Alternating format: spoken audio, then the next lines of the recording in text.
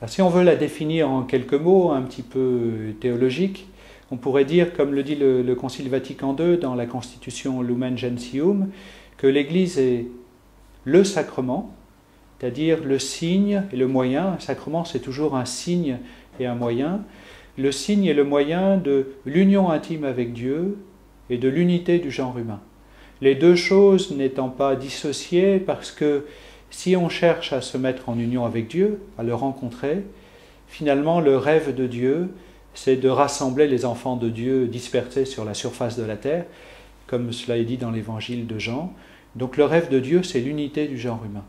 Donc l'Église n'est pas simplement au service d'une relation à Dieu qui serait celle de la prière ou celle des sacrements. Cette relation à Dieu nous renvoie dans un travail au service de l'unité du genre humain.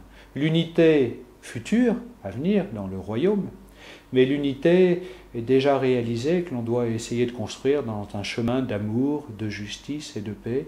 Vraiment, l'Église est au service de cela.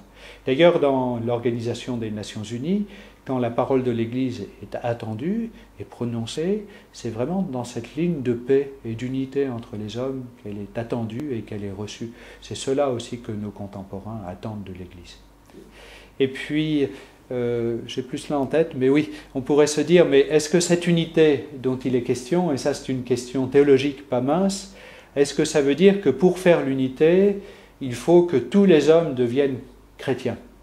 Est-ce qu'on doit, pour faire l'unité entre les peuples, demander aux musulmans de devenir chrétiens, demander aux orthodoxes de se réunir dans l'unité de l'Église catholique et romaine? À terme, bien sûr qu'il n'y aura plus dans le royaume ces séparations qui sont aussi le fruit de l'histoire ou le fruit de toutes sortes de mouvements, y compris psychologiques ou de raidissements. Donc à terme, il y aura une parfaite unité dans la vision de Dieu.